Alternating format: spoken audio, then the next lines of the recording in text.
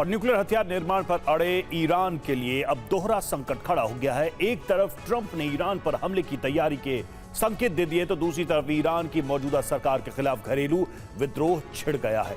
आखिर क्या है इस संकट की इनसाइड स्टोरी, देखिए इस रिपोर्ट में। तेहरान की सड़कों पर निकले युवाओं का विरोध प्रदर्शन कोई जेनजी का विद्रोह नहीं है, बल्कि इस विद्रोह का कारण है मुल्क के हालात।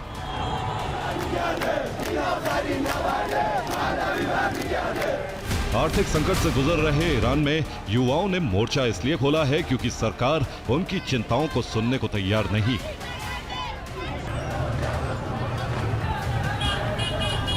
इसलिए युवाओं ने मोर्चा खोला, जिसे स्थानीय व्यापारियों का समर्थन मिल गया और इस प्रदर्शन ने विद्रोह का रूप ले लिया, जिससे सवाल खड़े होने लगे कि क्या ईरान में विद्रोह भड़काने की कोशिश हो रही है? क्या इस विद्रोह को ईरान के दुश्मनों का समर्थन है? और क्या विद्रोहियों को इजराइल से फंडिंग हो रही? सवाल अनुमानित हो सकते हैं, लेकिन हालात इस अनुमान को सटीक आकलन में बदल रहे हैं। ऐसा इसलिए क्योंकि ये विद्रोह 2022 के बाद उस दौर में पहुंच गया है जहां ईरान के अंदर अशांति फैला रहा है, और इसका कारण भी अब सामने है।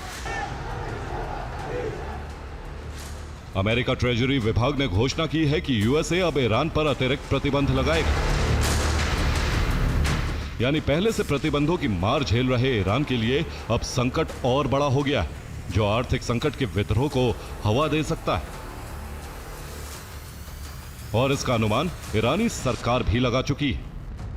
राष्ट्रपति पेजेश्कियान के मुताबिक इस्लामी गणराज्य ईरान एक तरफा आक्रमण के खिलाफ कठोर कार्रवाई के लिए तैयार है।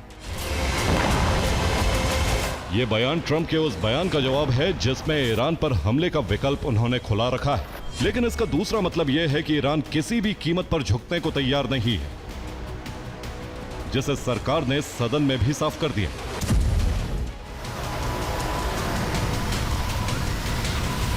इस बयान का सीधा मतलब है कि अगर ईरान पर हमला हुआ तो प्रतिक्रिया पहले से ज्यादा घातक और बड़े पैमाने पर होगी।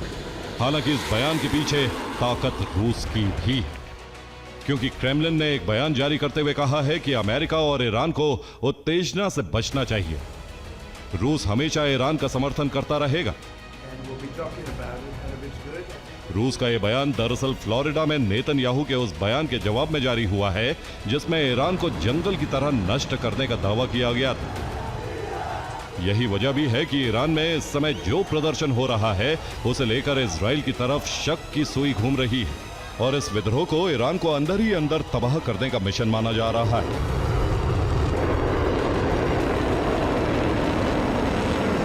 क्योंकि पेंटागन और इजराइल में इस समय फाइटर प्लेन बनाने के अनुबंध हो रहे हैं। अमेरिका इजराइल के लिए खर्च भी कर रहा है ताकि दबाव ईरान पर बना रहे, और दूसरी तरफ ईरान में जो विद्रोह हो रहा है वो अमेरिका की मांग मानने के लिए मजबूर कर रहा है।